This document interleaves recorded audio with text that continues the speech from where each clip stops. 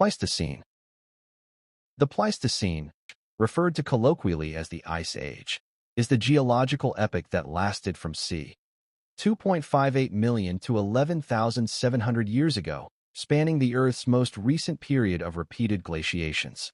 Before a change was finally confirmed in 2009 by the International Union of Geological Sciences, the cutoff of the Pleistocene and the preceding Pliocene was regarded as being 1.806 million years before present, BP. Publications from earlier years may use either definition of the period.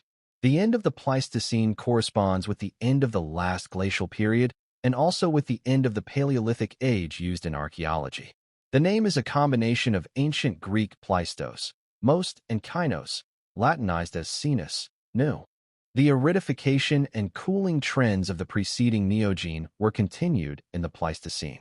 The climate was strongly variable depending on the glacial cycle, oscillating between cold glacial periods and warmer interglacials, with the sea levels being up to 120 meters, 390 feet, lower than present at peak glaciation, allowing the periodic connection of Asia and North America via Beringia land bridge, and the covering of most of northern North America by the Laurentide ice sheet.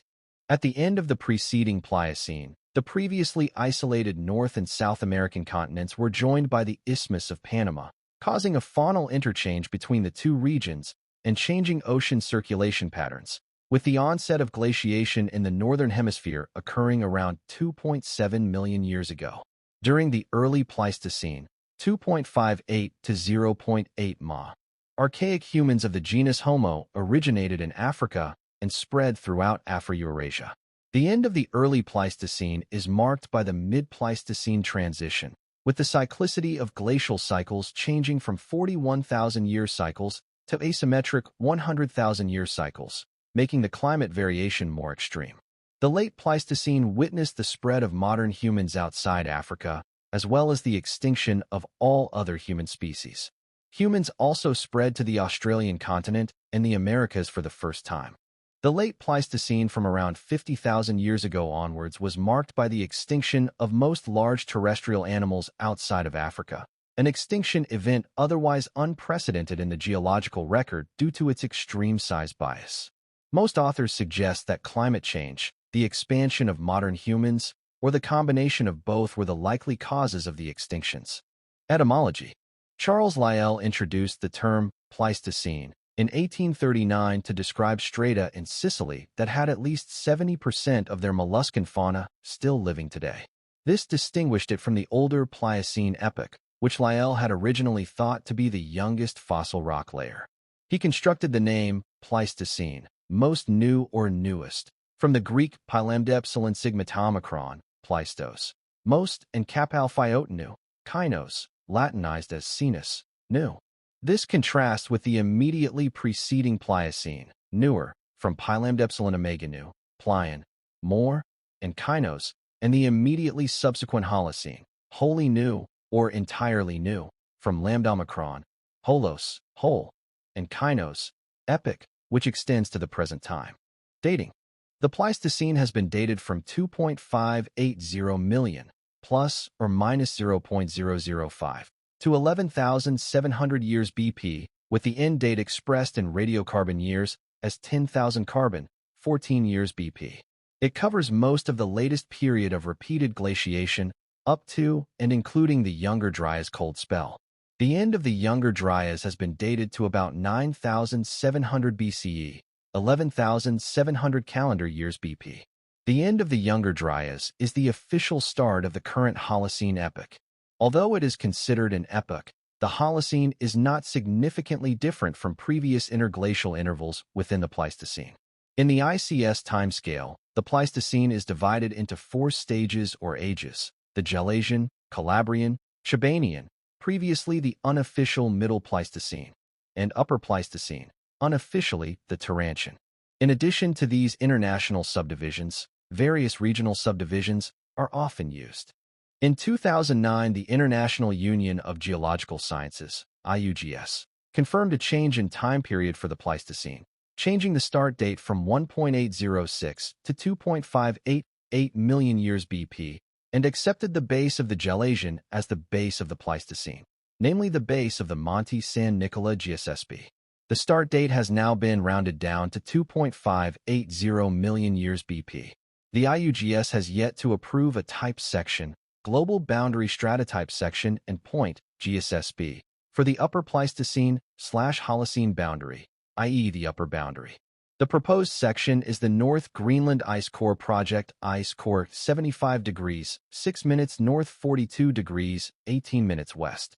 The lower boundary of the Pleistocene series is formally defined magnetostratigraphically as the base of the Machiyama, C2R, chronozone, isotopic stage 103. Above this point, there are notable extinctions of the calcareous nanofossils, Discoster pinniradiatus and Discoster circulus. The Pleistocene covers the recent period of repeated glaciations. The name Pleistocene has, in the past, been used to mean the last ice age. Formerly, the boundary between the two epochs was drawn at the time when the foraminiferal species Hyalinia baltica first appeared in the marine section at La Castella, Calabria, Italy. However, the revised definition of the quaternary, by pushing back the start date of the Pleistocene to 2.58 Ma, results in the inclusion of all the recent repeated glaciations within the Pleistocene. Radiocarbon dating is considered to be inaccurate beyond around 50,000 years ago. Marine isotope stages, MIS, derived from oxygen isotopes, are often used for giving approximate dates. Deposits. Pleistocene non-marine sediments are found primarily in fluvial deposits, lakebeds, slope and lust deposits, as well as in the large amounts of material moved about by glaciers. Less common are cave deposits, travertines, and volcanic deposits, lavas, ashes. Pleistocene marine deposits are found primarily in shallow marine basins mostly, but with important exceptions, in areas within a few tens of kilometers of the modern shoreline.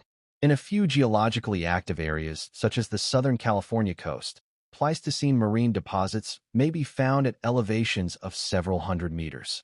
Paleogeography and climate. The modern continents were essentially at their present positions during the Pleistocene, the plates upon which they sit probably having moved no more than 100 kilometers, 62 miles, relative to each other since the beginning of the period. In glacial periods, the sea level would drop by up to 120 meters, 390 feet, lower than today during peak glaciation, exposing large areas of the present continental shelf as dry land. According to Mark Linus, through collected data, the Pleistocene's overall climate could be characterized as a continuous El Niño with trade winds in the South Pacific weakening or heading east, warm air rising near Peru, warm water spreading from the West Pacific and the Indian Ocean to the East Pacific, and other El Niño markers. Glacial features. Pleistocene climate was marked by repeated glacial cycles in which continental glaciers pushed to the 40th parallel in some places. It is estimated that, at maximum glacial extent, 30% of the Earth's surface was covered by ice. In addition, a zone of permafrost stretched southward from the edge of the glacial sheet, a few hundred kilometers in North America and several hundred in Eurasia. The mean annual temperature at the edge of the ice was -6 degrees Celsius, 21 degrees Fahrenheit. At the edge of the permafrost, 0 degrees Celsius, 32 degrees Fahrenheit. Each glacial advance tied up huge volumes of water in continental ice sheets 1,500 to 3,000 meters, 4,900 to 9,800 feet thick, resulting in temporary sea level drops of 100 meters, 300 feet, or more over the entire surface of the Earth. During interglacial times, such as at present, drowned coastlines were common, mitigated by isostatic or other emergent motion of some regions. The effects of glaciation were global. Antarctica was icebound throughout the Pleistocene as well as the preceding Pliocene. The Andes were covered in the south by the Patagonian ice cap. There were glaciers in New Zealand and Tasmania. The current decaying glaciers of Mount Kenya, Mount Kilimanjaro, and the Ruwenzori Range in East and Central Africa were larger. Glaciers existed in the mountains of Ethiopia and to the west in the Atlas Mountains. In the northern hemisphere, many glaciers fused into one. The Cordilleran ice sheet covered the North American Northwest. The east was covered by the Laurentide. The Fennoscandian ice sheet rested on northern Europe, including much of Great Britain, the Alpine ice sheet on the Alps. Scattered domes stretched across Siberia and the Arctic shelf. The northern seas were ice-covered. South of the ice sheets, large lakes accumulated because outlets were blocked and the cooler air slowed evaporation. When the Laurentide ice sheet retreated, north-central North America was completely covered by Lake Agassiz. Over 100 basins, now dry or nearly so, were overflowing in the North American West. Lake Bonneville, for example, stood where Great Salt Lake now does. In Eurasia, large lakes developed as a result of the runoff from the glaciers.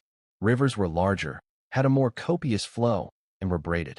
African lakes were fuller, apparently from decreased evaporation.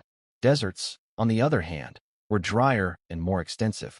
Rainfall was lower because of the decreases in oceanic and other evaporation. It has been estimated that during the Pleistocene, the East Antarctic ice sheet thinned by at least 500 meters, and that thinning since the last glacial maximum is less than 50 meters and probably started after c. 14 Ka. Major events. During the 2.5 million years of the Pleistocene, numerous cold phases called glacials, Quaternary Ice Age, or significant advances of continental ice sheets in Europe and North America occurred at intervals of approximately 40,000 to 100,000 years. The long glacial periods were separated by more temperate and shorter interglacials, which lasted about 10,000 to 15,000 years. The last cold episode of the last glacial period ended about 10,000 years ago. Over 11 major glacial events have been identified, as well as many minor glacial events. A major glacial event is a general glacial excursion, termed a glacial. Glacials are separated by interglacials.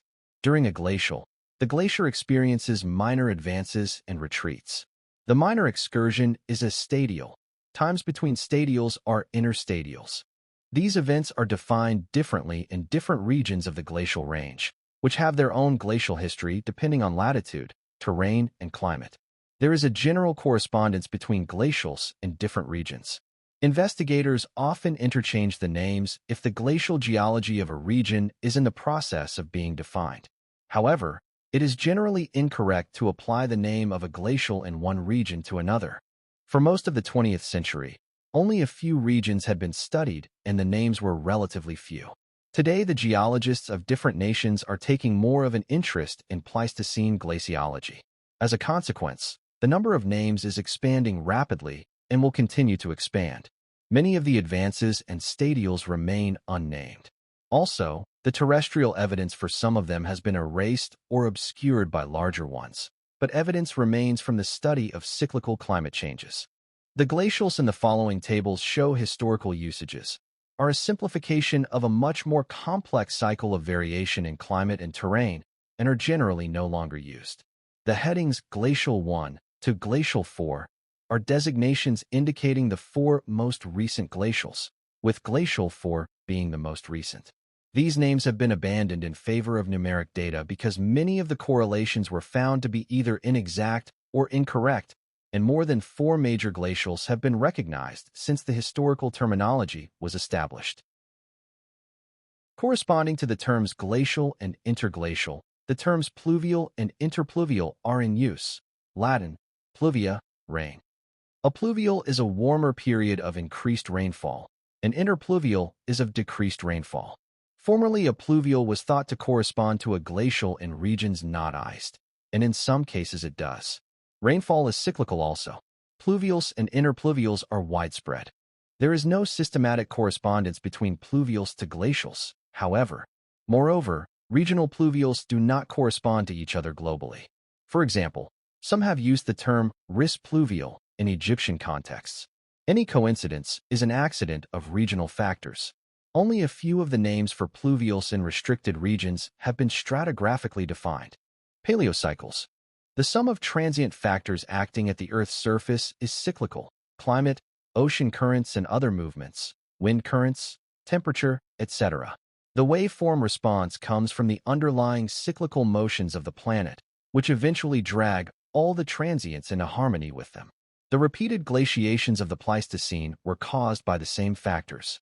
The mid-Pleistocene transition, approximately 1 million years ago, saw a change from low-amplitude glacial cycles with a dominant periodicity of 41,000 years to asymmetric high-amplitude cycles dominated by a periodicity of 100,000 years. However, a 2020 study concluded that ice age terminations might have been influenced by obliquity since the mid-Pleistocene transition, which caused stronger summers in the northern hemisphere. Milankovitch cycles. Glaciation in the Pleistocene was a series of glacials and interglacials, stadials and interstadials, mirroring periodic climate changes. The main factor at work in climate cycling is now believed to be Milankovitch cycles. These are periodic variations in regional and planetary solar radiation reaching the Earth caused by several repeating changes in the Earth's motion. The effects of Milankovitch cycles were enhanced by various positive feedbacks related to increases in atmospheric carbon dioxide concentrations and Earth's albedo. Milankovitch cycles cannot be the sole factor responsible for the variations in climate, since they explain neither the long-term cooling trend over the Pleistocene nor the millennial variations in the Greenland ice cores known as Dansgaard-Oeschger events and Heinrich events. Milankovitch pacing seems to best explain glaciation events with periodicity of 100,000, 40,000, and 20,000 years. Such a pattern seems to fit the information on climate change found in oxygen isotope cores. Oxygen isotope ratio cycles. In oxygen isotope ratio analysis, variations in the ratio of 18O to 16O, two isotopes of oxygen, by mass, measured by a mass spectrometer, present in the calcite of oceanic core samples is used as a diagnostic of ancient ocean temperature change and therefore of climate change.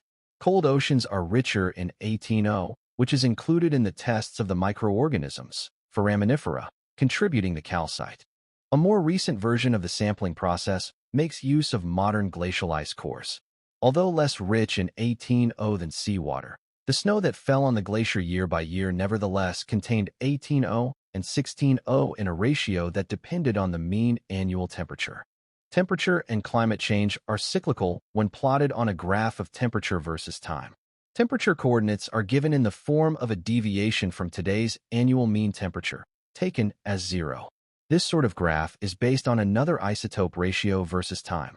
Ratios are converted to a percentage difference from the ratio found in standard mean ocean water, SMOW. The graph in either form appears as a waveform with overtones. One half of a period is a marine isotopic stage, MIS. It indicates a glacial, below 0, or an interglacial, above 0. Overtones are stadials or interstadials. According to this evidence, Earth experienced 102 MIS stages beginning at about 2.588 Ma BP in the early Pleistocene gelation. Early Pleistocene stages were shallow and frequent. The latest were the most intense and most widely spaced. By convention, stages are numbered from the Holocene, which is MIS1. Glacials receive an even number and interglacials receive an odd number. The first major glacial was MIS2-4 at about 85 to 11 kbp. The largest glacials were 2, 6, 12, and 16. The warmest interglacials were 1, 5, 9, and 11. For matching of MIS numbers to named stages, see under the articles for those names. Fauna.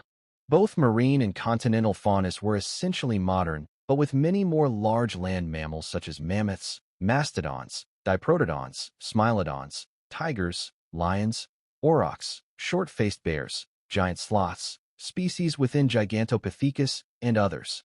Isolated land masses such as Australia, Madagascar, New Zealand, and islands in the Pacific saw the evolution of large birds and even reptiles such as the elephant bird, moa, haas eagle, quincana, megalania, and myelania. The severe climatic changes during the Ice Age had major impacts on the fauna and flora. With each advance of the ice, large areas of the continents became depopulated, and plants and animals retreating southwards in front of the advancing glacier faced tremendous stress. The most severe stress resulted from drastic climatic changes, reduced living space, and curtailed food supply. A major extinction event of large mammals, megafauna, which included mammoths, mastodons, saber-toothed cats, glyptodons, the woolly rhinoceros, various giraffes, such as the civatherium, ground sloths, Irish elk, cave lions, cave bears, gomphotheres, American lions, dire wolves, and short-faced bears, began late in the Pleistocene and continued into the Holocene. Neanderthals also became extinct during this period.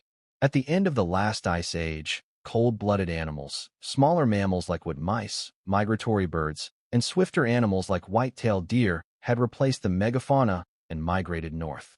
Late Pleistocene bighorn sheep were more slender and had longer legs than their descendants today. Scientists believe that the change in predator fauna after the late Pleistocene extinctions resulted in a change of body shape as the species adapted for increased power rather than speed. The extinctions hardly affected Africa, but were especially severe in North America, where native horses and camels were wiped out. In July 2018, a team of Russian scientists in collaboration with Princeton University announced that they had brought 2 female nematodes frozen in permafrost from around 42,000 years ago back to life. The 2 nematodes, at the time, were the oldest confirmed living animals on the planet. Humans. The evolution of anatomically modern humans took place during the Pleistocene. At the beginning of the Pleistocene, Paranthropus species were still present, as well as early human ancestors, but during the lower Paleolithic they disappeared, and the only hominin species found in fossilic records is Homo erectus for much of the Pleistocene. Acheulean lithics appear along with Homo erectus, some 1.8 million years ago, replacing the more primitive Oldowan industry used by Australopithecus garhi and by the earliest species of Homo. The Middle Paleolithic saw more varied speciation within Homo, including the appearance of Homo sapiens about 300,000 years ago. Artifacts associated with modern human behavior are unambiguously attested starting 40,000 to 50,000 years ago. According to mitochondrial timing techniques, modern humans migrated from Africa after the Risk glaciation in the Middle Paleolithic during the Eemian stage, spreading all over the ice-free world during the late Pleistocene. A 2005 study posits that humans in this migration interbred with archaic human forms already outside of Africa by the late Pleistocene, incorporating archaic human genetic material into the modern human gene pool. Sourced from Wikipedia, May 2025. Produced by ttsreader.com.